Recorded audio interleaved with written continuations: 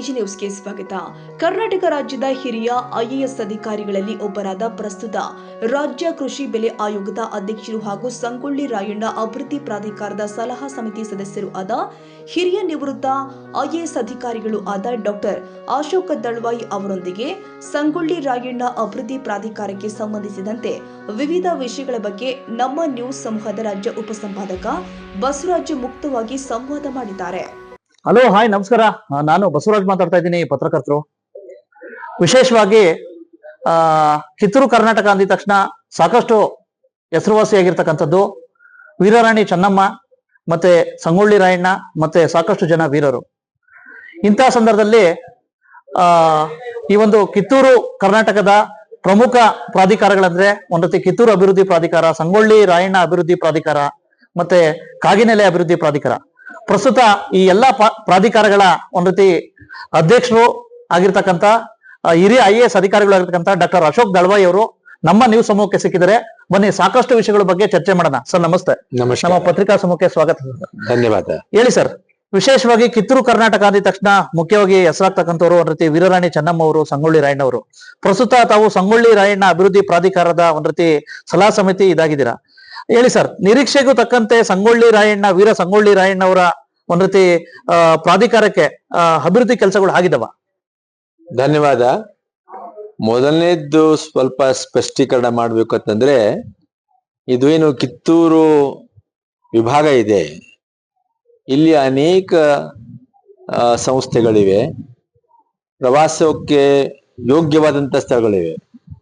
ಬಿಜಾಪುರದ ಗೋಲ್ಗುಂಬಜ್ ಇರಬಹುದು, ಉಡಲ ಸಂಗಮ ಸ್ಥಾನ ಇರಬಹುದು, ಇಲ್ಲಿ ಕಿತ್ತೂರಿನಲ್ಲಿ ರಾಣಿ ಚೆನ್ನಮ್ಮನ ಪ್ರಾಧಿಕಾರ ಇರಬಹುದು, ಜೊತೆಗೆ ತಾವು ಹೇಳಿದಂತೆ ಹಾವೇರಿಯಲ್ಲಿ ಕಾಗಿನೆಲೆ ಪ್ರಾಧಿಕಾರ ಇದೆ, ಮತ್ತು ಸಂಗೊಳ್ಳಿಯಲ್ಲಿ ನನ್ಗಳ ಜೊತೆ ಸೇರಿ ಸಂಗೊಳ್ಳಿ ರಾಯಣ್ಣನ ಅಭಿವೃದ್ಧಿ ಪ್ರಾಧಿಕಾರ ಇದೆ. ಇವೆಲ್ಲವೂ ಐತಿಹಾಸಿಕ ಸ್ಥಳಗಳು. ಇನ್ನೂ ಅನೇಕ ಸ್ಥಳಗಳಿವೆ. ಕರ್ನಾಟಕ ಸರ್ಕಾರ ಈ ಸಂಸ್ಥೆಗಳನ್ನ ಹಂತ ಹಂತವಾಗಿ ಇವನ್ನ ಅಭಿವೃದ್ಧಿ ಪಡಿಸ್ತಾ ಇದೆ. ಈ ದಿಶೆಯಲ್ಲಿ ಸಂಗೊಳ್ಳಿ ರಾಯಣ್ಣ ಅಭಿವೃದ್ಧಿ ಪ್ರಾಧಿಕಾರ, ಕ್ಷೇತ್ರ ಅಭಿವೃದ್ಧಿ ಪ್ರಾಧಿಕಾರ ಮತ್ತು ಹಾವೇರಿಯಲ್ಲಿ ಕಾಗಿನೆಲೆ ಕ್ಷೇತ್ರ ಅಭಿವೃದ್ಧಿ ಪ್ರಾಧಿಕಾರ ಇವು ಮುಖ್ಯವಾದವುಗಳು. ಮತ್ತು ಇವುಗಳ ಜೊತೆಗೆ ನನಗೆ ಸರ್ಕಾರ ಒಂದು ಸಲಹೆಗಾರನಾಗಿ ಕೆಲಸ ಮಾಡಲಿಕ್ಕೆ ಅವಕಾಶ ಕೊಟ್ಟಿದ್ದಾರೆ. ಇದು ನನ್ನ ಒಂದು ಆಶೀರ್ವಾದ ಅಂತ ಅನ್ಬೇಕು. ಯಾಕಂದ್ರೆ ಇದು ನನಗೇನು ಸರ್ಕಾರಿ ಕೆಲಸ ಅಲ್ಲ, ಇದು ನನ್ನ ಬೇರೆ ಕೆಲಸದ ಜೊತೆಗೆ ಇದ್ರ ಜೊತೆಗೆ ಸ್ವಲ್ಪ ಒಂದು ಸಂಬಂಧ ಇಟ್ಕೊಂಡು ಕೈಲಾದಷ್ಟು ಮಾಡ್ಲಿಕ್ಕೆ ಅವಕಾಶ ಸಿಕ್ಕಿದೆ. ತಾವು ಈಗ ಕೇಳಿದ ಪ್ರಶ್ನೆ ಏನು, ಈ ಅಭಿವೃದ್ಧಿ ಪ್ರಾಧಿಕಾರ ಹೇಗೆ ಬೆಳೀತಾ ಇದೆಯಾ ಅಂತ. ಈಗ ನಾವು ನೋಡ್ತಾ ಇದ್ದೀರಾ, ಈಗ ಕರ್ನಾಟಕ ಸರ್ಕಾರದವರು ಬಹಳ ದೊಡ್ಡ ಸಂಖ್ಯೆಯಲ್ಲಿ ಒಂದು ಹಣಕಾಸಿನ ಅವಕಾಶ ಮಾಡಿಕೊಟ್ಟು ಇಲ್ಲಿ ನಂದಗಡದಲ್ಲಿ ವೀರಭೂಮಿ, ಇದರ ಜೊತೆಗೆ ಸಂಗೊಳ್ಳಿ ರಾಯಣ್ಣ ಸಮಾಧಿ ಅಭಿವೃದ್ಧಿ, ಅದರ ಜೊತೆಗೆ ಸಂಗೊಳ್ಳಿ ರಾಯಣ್ಣನ ಒಂದು ಸ್ಟ್ಯಾಚ್ಯೂ ಸ್ಥಾಪನೆಗಾಗಿ ಬಹಳಷ್ಟು ಹಣ ಕೊಟ್ಟಿದೆ. ಕೆಲವೊಂದು ಕೆಲಸ ಆಗಿವೆ, ಇನ್ನು ಕೆಲವೊಂದು ಆಗ್ತಾ ಇವೆ. ಇದ್ರ ಜೊತೆಗೆ ಸಂಗೊಳ್ಳಿ ರಾಯಣ್ಣ ಅವನ ಜನ್ಮಸ್ಥಳ ಏನಿದೆ ಸಂಗೊಳ್ಳಿಯಲ್ಲಿ ಶೌರ್ಯ ಭೂಮಿ, ಸಂಗೊಳ್ಳಿ ರಾಯಣ್ಣನ ಜೀವನ ಚರಿತ್ರೆಯನ್ನ ಪರಿಚಯ ಮಾಡಿಕೊಡ್ಸ್ಲಿಕ್ಕೆ ಒಂದು ಶೌರ್ಯ ಭೂಮಿಯನ್ನ ಸ್ಥಾಪನೆ ಮಾಡ್ಲಿಕ್ಕಿದೆ. ಅಲ್ಲಿ ಆಗಲೇ ನಾನು ನೋಡ್ತಾ ಇದ್ದೀನಿ, ಮತ್ತೆಲ್ಲರೂ ನೋಡ್ತಾ ಇದ್ದಾರೆ, ಬಹಳಷ್ಟು ದೊಡ್ಡ ಸಂಖ್ಯೆಯಲ್ಲಿ ಜನ ಬರ್ತಾ ಇದ್ದಾರೆ. ಸರಾಸರಿ ಒಂದು ದಿನಕ್ಕೆ ಸುಮಾರು 400ರಿಂದ 500 ಜನ ಬರ್ತಾ ಇರ್ತಾರೆ. ಇದರ ಅರ್ಥ ಏನು, ಜನರು ನಮ್ಮ ಇತಿಹಾಸದ ಬಗ್ಗೆ ತಿಳಿದುಕೊಳ್ಳಲಿಕ್ಕೆ ಉತ್ಸುಕರಾಗಿದ್ದಾರೆ. ಒಂದು ಅವಕಾಶ ಸರ್ಕಾರ ಮಾಡಿಕೊಡ್ತು. ಮತ್ತು ಸಂಗೊಳ್ಳಿ ರಾಯಣ್ಣನ ಹೆಸರಿನಲ್ಲಿ ಸೈನಿಕ ಶಾಲೆಯನ್ನು ಸ್ಥಾಪನೆ ಮಾಡಲಾಗಿದೆ. ನಮ್ಮ ರಾಜ್ಯದಲ್ಲಿ ಬಿಜಾಪುರ ಸೈನಿಕ ಶಾಲೆ, ಆಮೇಲೆ ಕೊಡಗು ಸೈನಿಕ ಶಾಲೆ, ಮೂರನೇದು ಸಂಗೊಳ್ಳಿ ಸೈನಿಕ ಶಾಲೆ.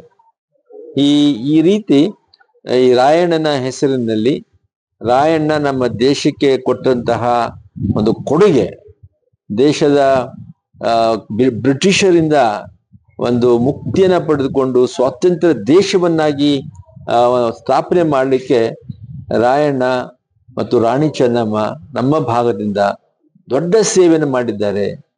ಅವರಿಗೆ ನಾವು ಸದಾಕಾಲ ನಾವು ಚಿರಋಣಿ ಆಗಿರ್ಬೇಕು ಅನ್ನೋದನ್ನ ಈ ನಮ್ಮೆಲ್ಲ ಸಂಸ್ಥೆಗಳು ಪ್ರಾಧಿಕಾರಗಳು ತಿಳಿಸ್ತವೆ. ಈಗ ಸಂಗೊಳ್ಳಿ ರಾಯಣ್ಣ ಅಭಿವೃದ್ಧಿ ಪ್ರಾಧಿಕಾರ ಸಾಕಷ್ಟು ಒಂದ್ ರೀತಿ ಅಭಿವೃದ್ಧಿ ಆಗ್ತಾ ಇದೆ. ಸಂಗೊಳ್ಳಿ ರಾಯಣ್ಣ ಅವರು ಸಹ ಒಂದ್ ರೀತಿ ಕಿತ್ತೂರು ರಾಣಿ ಚೆನ್ನಮ್ಮ ಒಂದ್ ರೀತಿ ವಿಶೇಷವಾಗಿ ಕಿತ್ತೂರು ಸಂಸ್ಥಾನಕ್ಕೆ ಬರ್ತಿದ್ರು. ಎಲ್ಲ ಒಂದ್ ಕಡೆ ಒಂದು ಅಭಿಪ್ರಾಯ ಆಗ್ತಾ ಇದೆ ಸರ್, ಸಂಗೊಳ್ಳಿ ರಾಯಣ್ಣ ಅಭಿವೃದ್ಧಿ ಪ್ರಾಧಿಕಾರಕ್ಕೆ ಸಾಕಷ್ಟು ವೈಭವೀಕರಣ, ಸಾಕಷ್ಟು ಅನುದಾನ ಬಂದಿದೆ. ಆದ್ರೆ ಕಿತ್ತೂರು ಅಭಿವೃದ್ಧಿ ಪ್ರಾಧಿಕಾರಕ್ಕೆ ವಿಶೇಷವಾಗಿ ಇನ್ನ ಕಂಪೇರ್ ಟು ಇದ್ ಮಾಡಿದ್ರೆ ಸ್ವಲ್ಪ ಕಮ್ಮಿ ಬಂದಿದೆ. ಜೊತೆಗೆ ಸಾಕಷ್ಟು ಕಿತ್ತೂರು ಸಂಸ್ಥಾನದ ಸಾಕಷ್ಟು ಸ್ಥಳಗಳು ಇನ್ನ ಉತ್ಖನನ ಆಗ್ಬೇಕಾಗಿದೆ. ಎಲ್ಲ ಒಂದ್ ಕಡೆ ತಾವು ಹಿರಿಯ IAS ಅಧಿಕಾರಿಗಳು, ಪ್ರಾಚ್ಯ ವಸ್ತು ಪುರಾತತ್ವ ಇಲಾಖೆ ತುಂಬಾ ಇದ್ರೊಳಗಿದೆ, ಇವೆಲ್ಲ ಡೆವಲಪ್ ಆಗ್ಬೇಕು ಅಂತ ಒಂದು ಮಾತಿದೆ ಸರ್. ನಿಶ್ಚಯವಾಗಿ ಆಗ್ಬೇಕು. ಈಗ ನನಗೆ ಗೊತ್ತಿದ್ದ ಮಟ್ಟಿಗೆ ರಾಣಿ ಚೆನ್ನಮ್ಮನ ಕಿತ್ತೂರು ಸಂಸ್ಥಾನ ಪ್ರಾಧಿಕಾರ ಏನಿದೆ ಅಲ್ಲಿ ಬಹಳಷ್ಟು ಅಭಿವೃದ್ಧಿ ಆಗಿದೆ, ಆಗ್ತಾ ಇದೆ. ಅದರಲ್ಲಿ ಯಾವುದೇ ತೆರನಾದಂತ ವ್ಯತ್ಯಾಸ ಆಗ್ತಾ ಇಲ್ಲ, ಆಗ್ಲೂ ಕೂಡದು. ಯಾಕಂದ್ರೆ ಮುಖ್ಯವಾಗಿ ರಾಣಿ ಚೆನ್ನಮ್ಮನ ಬಂಟನಾಗಿ ಸಂಗೊಳ್ಳಿ ರಾಯಣ್ಣ ಮತ್ತು ರಾಯಣ್ಣನ ಜೊತೆಗೆ ಇನ್ನೂ ಅನೇಕರು ಬಿಚ್ಚುಗುಪ್ಪಿ ಇವರೆಲ್ಲರೂ ಸೇರ್ಕೊಂಡು ಬ್ರಿಟಿಷ್ ಸರ್ವಾಧಿಕಾರದ ವಿರುದ್ಧ ಹೋರಾಟ ಮಾಡಿದ್ದಾರೆ. ತಾವು ಹೇಳಿದಂತೆ ಇನ್ನೂ ಅನೇಕ ಸ್ಥಳಗಳಿವೆ. ಉದಾಹರಣೆಗೆ ನಾನು ಹೇಳಿದೆ, ಕಾಕತಿ ಇದೆ.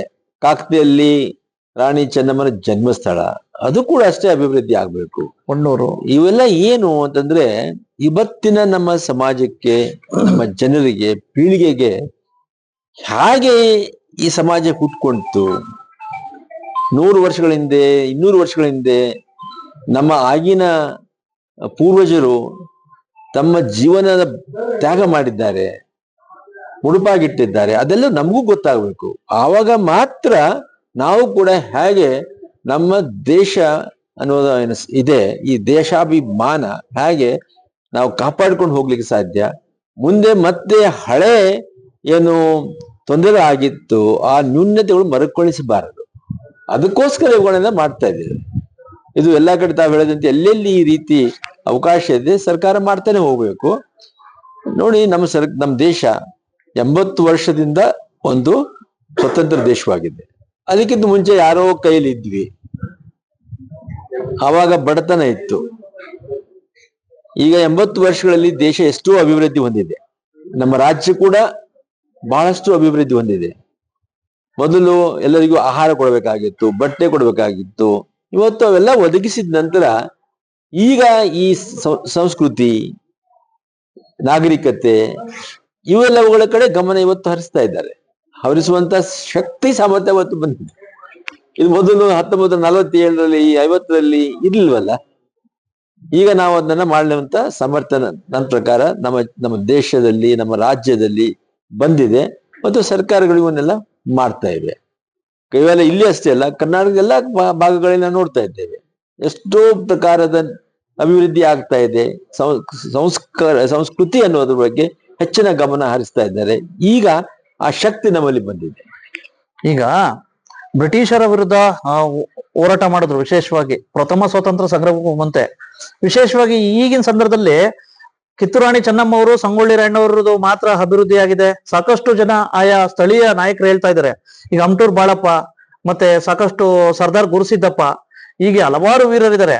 ಅವಕ್ಕೆಲ್ಲ ಯಾಕೆ ಇದ್ ಮಾಡ್ತಾ ಇಲ್ಲ? ಅವ್ರನ್ನೂ ಸಹ ಒಂದ್ ರೀತಿ ಅವ್ರಿಗೂ ವೀರ ಸ್ಮಾರಕ ಆಗ್ಬೇಕು, ಅವು ಸ್ಥಳಗಳು ಅಭಿವೃದ್ಧಿ ಆಗ್ಬೇಕು ಅಂತ ತಾವು ಹಿರಿಯ IAS ಅಧಿಕಾರಿಗಳು ಏನಾರು ಸಲಹೆ ಕೊಡ್ತೀರಾ ಸರ್ಕಾರಕ್ಕೆ ಏನಾದ್ರು ಮಾಡ್ಲಿಕ್ಕೆ? ನಾನು ಒಪ್ಕೊಳ್ತೀನಿ. ಅದಕ್ಕೋಸ್ಕರ ಇವತ್ತು ಇಲ್ಲಿ ಸಂಗೊಳ್ಳಿ ರಾಯಣ್ಣ ಸಮಾಧಿ ಏನಿದೆ ಅಲ್ಲಿ ಮಾನ್ಯ ಮುಖ್ಯಮಂತ್ರಿಗಳು ಉದ್ಘಾಟನೆಗೆ ಬಂದಾಗ ಹೇಳಿದ್ರು, ಆ ಸ್ಥಳದಲ್ಲಿ ಸಂಗೊಳ್ಳಿ ರಾಯಣ್ಣನ ಜೊತೆಗೆ ಯಾರ್ಯಾರು ಸಂಘಟನೆಗಾಗಿ ಹೋರಾಟ ಅವ್ರ ಸಂಘಟಕರಿದ್ರು, ಅವ್ರ ಜೊತೆ ಸಂಘಟನೆ ಮಾಡುವುದ್ರ ಜೊತೆಗೆ ಹೋರಾಟ ಮಾಡಿದರೆ ಅವ್ರ ಎಲ್ಲರ ಸಮಾಧಿ ಅಲ್ಲಿ ಸ್ಥಾಪನೆ ಆಗ್ಬೇಕು.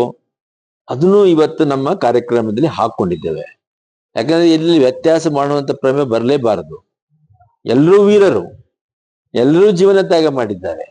ಅವರಿಗೂ ಕೂಡ ಎಷ್ಟು ಒಂದು ಮಾನ ಮರ್ಯಾದೆ ಕೊಡಬೇಕು, ಮಹತ್ವ ಕೊಡಬೇಕು, ಅವರ ಜೀವನ ಚರಿತ್ರೆ ಬೇರೆಯವರಿಗೆ ಪರಿಚಯ ಆಗ್ಬೇಕು.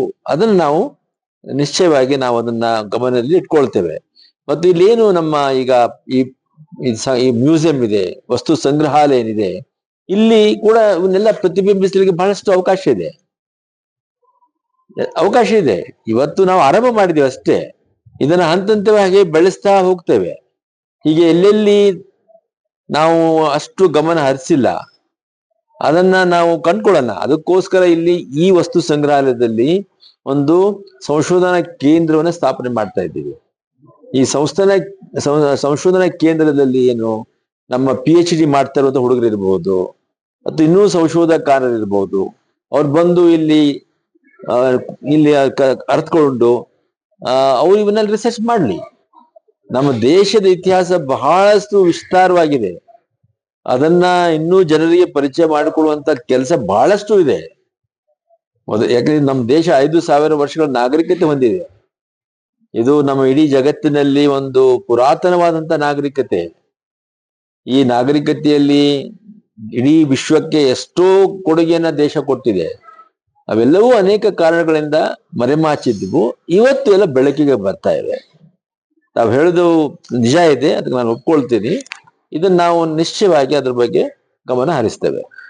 ಕಿತ್ತೂರು ನಾಡಿನ ವೀರರು ಸಂಗೊಳ್ಳಿ ರಾಯಣ್ಣ, ಸಾಕಷ್ಟು ಜನ ವೀರರು ಬ್ರಿಟಿಷರ ವಿರುದ್ಧ ಹೋರಾಡಿದ್ದು ದೇಶದ ಸ್ವಾತಂತ್ರ್ಯಕ್ಕೋಸ್ಕರ. ಕರೆಕ್ಟ್. ಆದ್ರೆ ಈಗಿನ ಪರಿಸ್ಥಿತಿಲಿ ಏನಪ್ಪಾ ಅಂತಂದ್ರೆ ಸಂಗೊಳ್ಳಿ ರಾಯಣ್ಣ ಒಂದು ಸಮುದಾಯಕ್ಕೆ ಮಾತ್ರ ಸೀಮಿತ, ಕಿತ್ತೂರು ರಾಣಿ ಚೆನ್ನಮ್ಮ ಒಂದು ಸಮುದಾಯಕ್ಕೆ ಮಾತ್ರ ಸೀಮಿತ, ಈ ರೀತಿ ಒಂದ್ ರೀತಿ ಇದಾಗ್ತಾ ಇದೆ ಸರ್ ಕಲ್ಪನೆ. ಯಾಕೆ ಸರ್ ಇದು ಹೋಗ್ಲಾಡಿ ದೇಶಕ್ಕೆ ಸೀಮಿತ ಆಗಿದ್ರು, ದೇಶಕ್ಕೋ ಓಡಾಡ್ದವ್ರು ಅಂತಕ್ಕಂತ ಪರಿಕಲ್ಪನೆ ಯಾಕಿಲ್ಲ ಸರ್? ಅದು ಒಂದು ದುರ್ಭಾಗ್ಯ. ನೋಡಿ, ನಾವೆಲ್ಲರೂ ಭಾರತೀಯರು. ಭಾರತದ ಒಂದು ವಿಶಿಷ್ಟತೆ ಅಂತಂದ್ರೆ ಜಗತ್ತಿನಲ್ಲಿ ಇದ್ದಂತ ಎಲ್ಲಾ ಧರ್ಮಗಳು ಇಲ್ಲಿವೆ. ಅನೇಕ ಜಾತಿಗಳಿರ್ಬಹುದು, ಆ ಜಾತೀಯತೆ ಹೋಗ್ಬೇಕು. ಅದಕ್ಕೋಸ್ಕರ ಸ್ವತಂತ್ರ ಭಾರತ ತನ್ನದೇ ಆದಂತಹ ಒಂದು ಸಂವಿಧಾನವನ್ನ ಅಳವಡಿಸಿಕೊಂಡಿದೆ. ಸಂವಿಧಾನದಲ್ಲಿ ಜಾತೀಯತೆಗೆ ಯಾವುದೇ ಪ್ರಾಮುಖ್ಯತೆ ಇಲ್ಲ. ಎಲ್ಲರೂ ಸರಿ ಸಮಾನರು, ಎಲ್ಲರಿಗೂ ಸಮಾನವಾದಂತಹ ಹಕ್ಕು ಇದೆ. ಈ ಭಾವನೆ ತಾವೇನು ಹೇಳಿದ್ರಲ್ಲ, ಸಂಕುಚಿತ ಮನೋಭಾವನೆ, ಅದನ್ನ ನಾವು ಹೋಗಲಾಡಿಸ್ಬೇಕು. ಯಾಕಂದ್ರೆ ಅದು ನಮಗೆ ಒಳ್ಳೆಯದು, ದೇಶಕ್ಕೆ ಒಳ್ಳೆಯದು. ಇವರೆಲ್ಲ ವೀರರು, ಅವ್ರ ಮನಸ್ಸಿನಲ್ಲಿ ಈ ಸಂಕುಚಿತ ಭಾವನೆ ಇರಲಿಲ್ಲ. ಅವ್ರು ಯಾರು ತಮ್ಮ ಜಾತಿಗಾಗಿ, ತಮ್ಮ ಹಳ್ಳಿಗಾಗಿ ಕೆಲಸ ಮಾಡಲಿಲ್ಲ, ಸಮಾಜಕ್ಕಾಗಿ ಕೆಲಸ ಮಾಡಿದ್ದಾರೆ. ಇದನ್ನ ಹೋಗ್ಲಾಡಿಸ್ಲಿಕ್ಕೆ ನಾವು ಒಂದು ಹೊಸ ಚಿಂತನೆಯನ್ನ ನಮ್ಮ ಮಕ್ಕಳಲ್ಲಿ, ನಮ್ಮ ಸಮಾಜದಲ್ಲಿ ಬಿತ್ತನೆ ಮಾಡ್ಬೇಕಾಗತ್ತೆ. ಅದು ನಮ್ಮ ಶಾಲೆಗಳಲ್ಲಿ ನಾವು ಅದನ್ನ ತಿಳಿಸ್ಬೇಕಾಗತ್ತೆ. ಅದಕ್ಕೋಸ್ಕರ ನಮ್ಮ ಸಂವಿಧಾನ ಏನ್ ಹೇಳುತ್ತೆ, ಇದು ಭಾರತ ಒಂದು ಸೆಕ್ಯುಲರ್ ರಾಷ್ಟ್ರ. ಸೆಕ್ಯುಲರ್ ಅಂತಂದ್ರೆ ಏನು? ಜಾತ್ಯತೀತ. ಅಂದ್ರೆ ಇಲ್ಲಿ ಬೇರೆ ಬೇರೆ ಧರ್ಮಗಳು ಇರಬಹುದು, ಆದ್ರೆ ಎಲ್ಲರೂ ಸಮಾನರು. ಇಲ್ಲಿ ಜಾತೀಯತೆಗೆ ಯಾವುದೇ ಪ್ರಾಮುಖ್ಯತೆ ಇಲ್ಲ. ಇದು ಬಹಳ ದುರ್ಭಾಗ್ಯ. ನಮ್ಮ ಇಂಥ ಒಂದು ದೇಶಕ್ಕೆ ಹೋರಾಟ ಮಾಡಿದಂತ ರಾಣಿ ಚೆನ್ನಮ್ಮ, ಸಂಗೊಳ್ಳಿ ರಾಯಣ್ಣ, ಇವರೆಲ್ಲರೂ ಮಹಾನುಭಾವರು. ಬಸವಣ್ಣ, ಇಂಥ ಅನೇಕ ಮಹಾನುಭಾವರು ನಮ್ಮ ರಾಜ್ಯದಲ್ಲಿ ಹುಟ್ಟಿ ಈ ನಮ್ಮ ರಾಜ್ಯ ಕೊಡುಗೆ ಕೊಟ್ಟಿದ್ದಾರೆ. ಆ ಎಲ್ಲಾ ಸಂಕುಚಿತ ಭಾವನೆಗಳು ಹೋಗ್ಲಿ ಅನ್ನೋ ಚಿಂತನೆಯಿಂದ ಕೆಲಸ ಮಾಡಿದ್ದಾರೆ. ಅದನ್ನ ನಾವು ಅರ್ಥಕೊಳ್ಬೇಕು. ಅದು ಹೇಗೆ ಸಾಧ್ಯ ಆಗುತ್ತೆ? ನಿಶ್ಚಯವಾಗಿ ನಮ್ಮ ಜನ ಶಿಕ್ಷಿತ ಆದಂತೆ, ನನ್ನ ಪ್ರಕಾರ ಅಂತರ್ಜಾತಿ ವಿವಾಹಗಳು ಜಾಸ್ತಿ ಆದಂತೆ ಎಲ್ಲಾ ಭಾವನೆಗಳು ಹೋಗ್ಬಿಡ್ತವೆ. ಹೋಗ್ಬೇಕು. ಆವಾಗ ಇದು ಭಾರತ ಮಾತೆಗೆ ನಿಜವಾದಂತಹ ಭಕ್ತಿ, ಶ್ರದ್ಧೆ ನಮ್ಮಿಂದ ಕೊಟ್ಟಂತೆ ಆಗುತ್ತೆ. ಮುಂದೆ ಆಗ್ಲಿ ಅಂತ ನೀವು ಎಲ್ಲ ಚಿಂತಿಸೋಣ, ಆ ದಿಶೆಯಲ್ಲಿ ಕೆಲಸ ಮಾಡೋಣ. ಈಗ ಇನ್ನೊಂದು ಸರ್, ಈಗ ಎಲ್ಲೋ ಒಂದು ಚಿನ್ನ ಸಿಕ್ತು ಅಂತ ಹೇಳ್ಬಿಟ್ಟು ಉತ್ಖನನ ಆಯ್ತು, ಉತ್ಖನನ ಗದಗಲ್ಲಿ. ಹೌದು. ಇಲ್ಲಿ ಸಾಕಷ್ಟು ಇನ್ನ ಉತ್ಖನನ ಆಗ್ಬೇಕಾಗಿದೆ ಕಿತ್ತೂರು ಇದರಲ್ಲಿ, ಮತ್ತೆ ವಿಶೇಷ ಸಂಗೊಳ್ಳಿ ರಾಯಣ್ಣ ಓಡಾಡಿತಕ್ಕಂಥ ಸ್ಥಳಗಳಲ್ಲಿ. ಈಗ ಫಾರ್ ಎಕ್ಸಾಂಪಲ್ ಇಲ್ಲೇ ತಗೊಳ್ಳಿ ಸರ್, ಇಲ್ಲಿ ಅಭಿವೃದ್ಧಿ ಪಡಿಸಿದೆ ಸಂಗೊಳ್ಳಿ ರಾಯಣ್ಣ. ಇದೇ ಸಂಗೊಳ್ಳಿ ರಾಯಣ್ಣ ಅವರು ದೂರದ 7 ಕಿಲೋಮೀಟರ್ ದೂರದಲ್ಲಿ ಒಂದು ದುರ್ಗಾಡಿ ಕೋಟೆ ಇದೆ ಸರ್ ಇಲ್ಲಿ ಹಿಂದೆಗಡೆ. ಅಲ್ಲಿ ಹೋಗಿ ಎಲ್ಲರಿಗೂ ಸಹ ಬ್ರಿಟಿಷ್ ವಿರುದ್ಧ ಹೋರಾಟ ಮಾಡೋದಕ್ಕೆ ಟ್ರೈನಿಂಗ್ ಕೊಡ್ತಾ ಇದ್ರು. ಅದು ಇವತ್ತು ಸಹ ಪಾಳ್ಬಿದ್ದಿದೆ, ಬೆಟ್ಟದಲ್ಲಿದೆ. ಹಾಗಾಗಿ ಇವನ್ನೆಲ್ಲ ಉತ್ಖನನ ಮಾಡ್ಲಿಕ್ಕೆ ನಿಮ್ಮಂತ ಅಧಿಕಾರಿಗಳ ಅವಶ್ಯಕತೆ ಇದೆ ಸರ್. ಇಲ್ಲ, ಇದು ಏನು ಪ್ರಾಧಿಕಾರ ಆಗಿದೆಯಲ್ಲ, ಹಾ ಸರ್, ಈ ಪ್ರಾಧಿಕಾರ ಒಂದು ಆರಂಭ, ಸಂಶೋಧನಾ ಉತ್ಖನನ. ಹಾ ಸರ್, ಇದು ಆರಂಭ ಆಯ್ತು ಅಷ್ಟೇ. ಹಾ ಸರ್, ಹಂತ ಹಂತವಾಗಿ ನನ್ನ ಪ್ರಕಾರ ನಿಶ್ಚಯವಾಗಿ ಹಾ ಸರ್ ಇಲ್ಲಿ ಹೊಸ ಹೊಸ ಸಂಶೋಧಕರು ಬರ್ತಾರೆ ಅಂತ ಎಲ್ಲ ಆಗುತ್ತೆ. ಈಗ ನೋಡಿ ಹಂಪಿ ಉದಾಹರಣೆಗೆ ಸರ್. ಬಾಳ್ ಬಿದ್ದಿತ್ತಲ್ವಾ? ಕಳೆದ ಎಷ್ಟೋ ದಶಕಗಳಲ್ಲಿ ನಿಧಾನವಾಗಿ ಉತ್ಖನ ಆಗಿದೆ, ಅದರ ಬಗ್ಗೆ ಸಂಶೋಧನೆ ಆಗಿದೆ, ಜನ ತಿಳ್ಕೊಳ್ಳಿಕ್ಕೆ ಆರಂಭ ಮಾಡಿದ್ದಾರೆ. ನಮ್ಮ ದೇಶದಲ್ಲಿ ಇನ್ನೂ ಬಹಳಷ್ಟಿದೆ. ಏನು ಮೊದಲು ಆಹಾರ ಅಲ್ವಾ, ಬಟ್ಟೆ, ಬಡತನ ಇತ್ತು ನಮ್ಮ ದೇಶದಲ್ಲಿ. ಯಾಕೆಂದ್ರೆ ನಾವು ಬ್ರಿಟಿಷರ ಕೈಯಲ್ಲಿ ಸಿಕ್ಕಾಕೊಂಡಿದ್ದೀವಿ. ಸ್ವಾತಂತ್ರ್ಯಕ್ಕಾಗಿ ಹೋರಾಟ ಮಾಡಿದ್ರು, ಮಹಾತ್ಮ ಗಾಂಧೀಜಿ ಅವರ ನೇತೃತ್ವದಲ್ಲಿ ಸ್ವಾತಂತ್ರ್ಯ ಹೋರಾಟ ಆಯಿತು. ಆ ನಂತರ ನಾವು ದೇಶಕ್ಕೆ ಒಂದು ಹೊಸ ಯುಗವನ್ನ ಆರಂಭ ಮಾಡಿದ್ದೇವೆ. ಇದೆಲ್ಲ ಈಗ ಇದ್ರ ಬಗ್ಗೆ ಕಾಳಜಿ ಸರ್ಕಾರ ವಹಿಸ್ತಾ ಇದೆ. ಜನ ಅದ್ರ ಬಗ್ಗೆ ಅವರ ಅರಿವು ಬಂದಿದೆ, ಅವ್ರ ಬೇಡಿಕೆ ಆಗ್ತಾ ಇದೆ. ಈಗ ನಿಶ್ಚಯವಾಗಿ ಹಾಗೆ ಆಗುತ್ತೆ.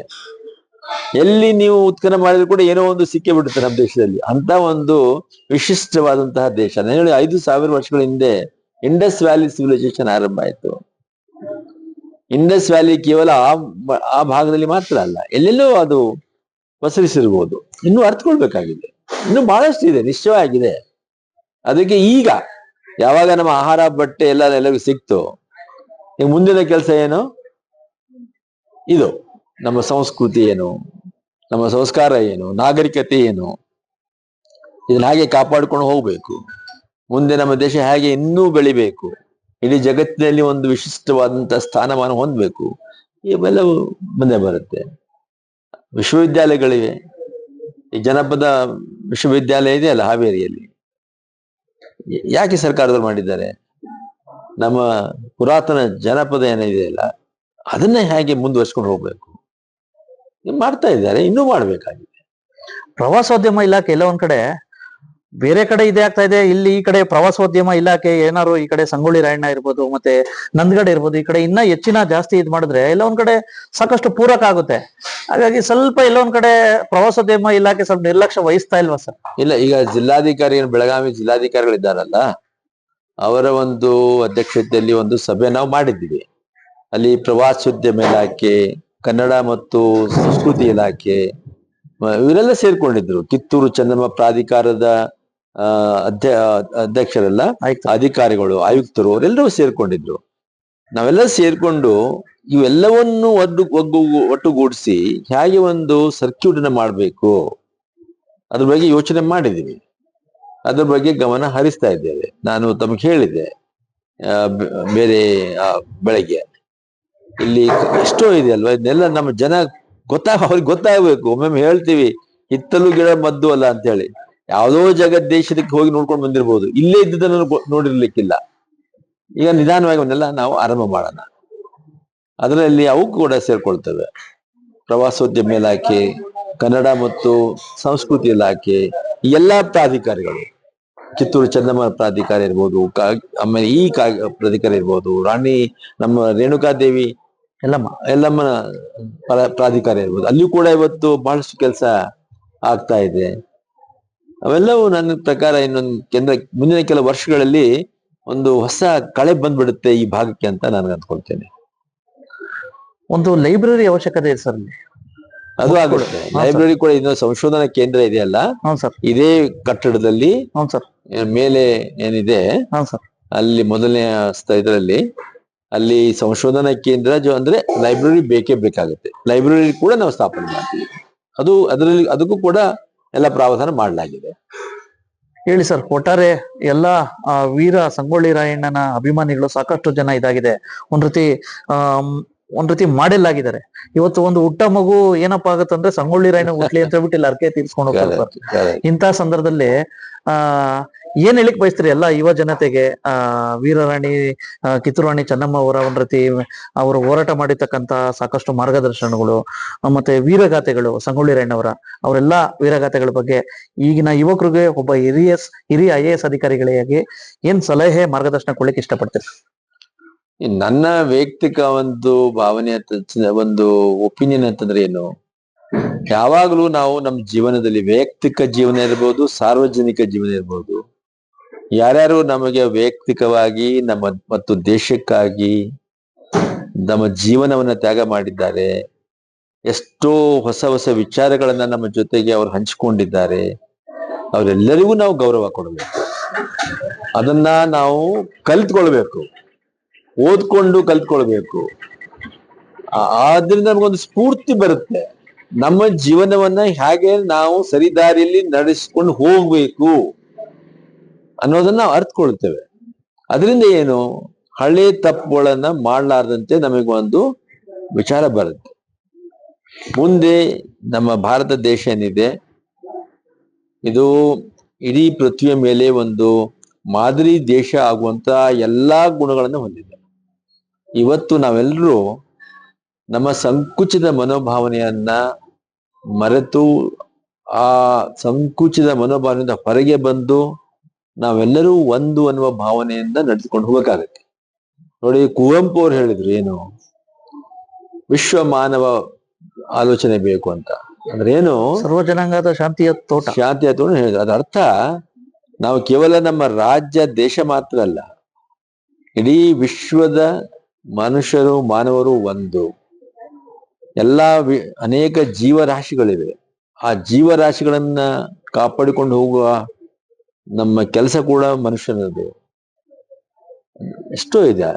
ಅದಕ್ಕೆ ನಾವು ನಮ್ಮ ದೇಶದ ಒಂದು ನಾಗರಿಕತೆ ಒಂದು ವಿಶಿಷ್ಟ ಗುಣ ಅಂತಂದ್ರೆ ಎಲ್ಲರೂ ಒಂದು. ಇದೊಂದು ಪರಿವಾರ, ಇಡೀ ಜಗತ್ತೇ ಒಂದು ಪರಿವಾರ. ಅದಾದ ನಂತರ ದೇಶ, ರಾಜ್ಯ, ಜಿಲ್ಲೆ, ತಾಲೂಕು ಎಲ್ಲ ಬರ್ತವೆ. ಸೊ ಈ ಎಲ್ಲ ಮಹಾನುಭಾವನೆಗಳಿದ್ದಾರೆ. ಮಹಾನುಭಾವರು ಕೇವಲ ನಮ್ಮ ರಾಜ್ಯದಲ್ಲಿ ಮಾತ್ರ ಅಲ್ಲ, ನಮ್ಮ ದೇಶದಲ್ಲಿ ಮಾತ್ರ ಅಲ್ಲ, ಇಡೀ ವಿಶ್ವದಲ್ಲಿ ಇದ್ದಂತ ಎಲ್ಲಾ ಮಹಾನುಭಾವರು, ಅವರ ವಿಚಾರಗಳನ್ನ ನಾವು ತಿಳಿದುಕೊಳ್ಳೋಣ. ಈ ಸ್ವಾತಂತ್ರ್ಯ ಹೋರಾಟಕ್ಕಾಗಿ 200 ವರ್ಷಗಳ ಒಂದು ಹೋರಾಟ ಆಗಿದೆ. ಸಾಮಾಜಿಕ ಪರಿವರ್ತನೆ ಆಗಿದೆ, ಆರ್ಥಿಕವಾಗಿ ಪರಿವರ್ತನೆಗಳಾಗಿವೆ. ಕೊನೆಗೇನು, ಮಹಾತ್ಮ ಗಾಂಧೀಜಿಯವರು 1915ರಿಂದ ನೇತೃತ್ವ ವಹಿಸಿಕೊಂಡು ಎಲ್ಲಾ ಜನರನ್ನ ಒಂದುಗೂಡಿಸಿ ಅವರಲ್ಲಿ ಒಂದು ಹೊಸ ಚಿಂತನೆಯನ್ನ ತುಂಬಿ, ಹೋರಾಟ ಮನೋಭಾವನೆಯನ್ನ ತುಂಬಿ, ಬ್ರಿಟಿಷರ ವಿರುದ್ಧ ನಾವು ಯಶಸ್ವಿಯಾಗಿ ಹೋರಾಟ ಮಾಡಲಿಕ್ಕೆ ಸಾಧ್ಯ ಅನ್ನೋ ಒಂದು ಹೊಸ ಚಿಂತನೆಯನ್ನ ಅವ್ರಿಗೆ ಕೊಟ್ಟು, ಅದಕ್ಕಾಗಿ ನಾವು ಸ್ವಾತಂತ್ರ್ಯರಾಗಿದ್ದೇವೆ. ಇವತ್ತು ನಮ್ಮ ದೇಶವನ್ನ ಸ್ವತಂತ್ರವಾಗಿ ಮತ್ತು ಎಲ್ಲರೂ ಒಂದು, ತಾವು ಹೇಳಿದ್ರಲ್ಲ, ಸರ್ವ ಜನಾಂಗದ ಶಾಂತಿಯ ತೋಟ, ಸತ್ಯ ಅಹಿಂಸೆ, ಇದರ ಆಧಾರದ ಮೇಲೆ ನಾವೆಲ್ಲರೂ ಮುಂದೆ ಹೆಜ್ಜೆ ಹಾಕುವಂತಹ ಚಿಂತನೆಯನ್ನ ನಮ್ಮ ಮಕ್ಕಳಲ್ಲಿ, ಇವತ್ತಿನ ಯುವಕ ಯುವತಿಯರಲ್ಲಿ ನಾವು ತುಂಬಬೇಕಾಗಿದೆ. ಅದೇ ನಮ್ಮ ಕರ್ತವ್ಯ. ಈಗ ಕೊನೆ ಪ್ರಶ್ನೆ, ವಿಶೇಷವಾಗಿ ಈಗ ಸಂಗೊಳ್ಳಿ ಉತ್ಸವ ನಡೀತೈತೆ, 2 ದಿವಸ ನಡೀತೈತೆ. ವೀರ ಸಂಗೊಳ್ಳಿ ರಾಯಣ್ಣವ್ರ ಹುಟ್ಟಿ ಸ್ಥಳ. ಕಿತ್ತೂರು ಉತ್ಸವ ನಡೀತೈತೆ, ಕಿತ್ತೂರಲ್ಲಿ ನಡೀತೈತೆ. ಇಲ್ಲಿ ಶೌರ್ಯ ಸ್ಥಳ, ಹುತಾತ್ಮ ಸ್ಥಳ. ಒಂದು ಈ ಕಡೆ ಭಾಗದ್ದು, ವಿಶೇಷವಾಗಿ ಈ ಕಡೆ ಭಾಗದ ಜನತೆ ಇದೆ.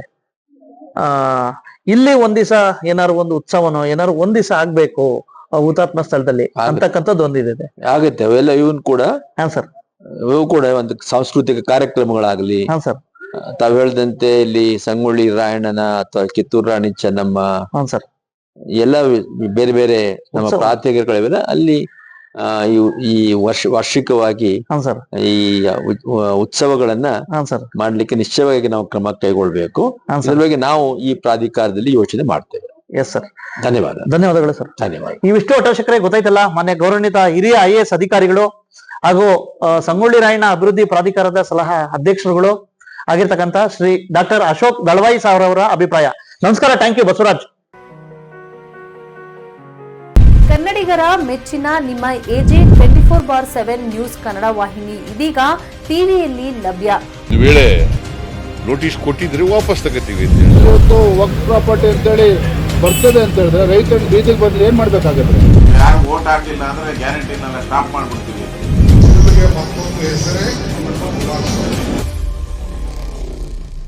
ಕರ್ನಾಟಕ ಮತ್ತು ದೇಶ ವಿದೇಶ 360 ಡಿಗ್ರಿ ಸುದ್ದಿ ಹಾಗೂ ಉತ್ತರ ಕರ್ನಾಟಕ, ಬೆಳಗಾವಿ, ಬಾಗಲಕೋಟೆ, ಧಾರವಾಡ, ಹಾವೇರಿ, ಗದಗ, ಬಿಜಾಪುರ ಜಿಲ್ಲೆಯ ಕ್ಷಣ ಕ್ಷಣದ ವಿವರವನ್ನ ಪಡೆಯುವುದಕ್ಕೆ AJ 24/7 ನ್ಯೂಸ್ ಕನ್ನಡ ವಾಹಿನಿಯನ್ನ ಲೈಕ್ ಮಾಡಿ, ವಿಡಿಯೋಗಳನ್ನ ಶೇರ್ ಮಾಡಿ, ಕಮೆಂಟ್ ಮಾಡುವ ಮೂಲಕ ನಮ್ಮ ವಾಹಿನಿಗೆ ಸಹಕಾರ ನೀಡಿ ಮತ್ತು ಚಾನೆಲ್ ಅನ್ನ ಸಬ್ಸ್ಕ್ರೈಬ್ ಮಾಡಿ.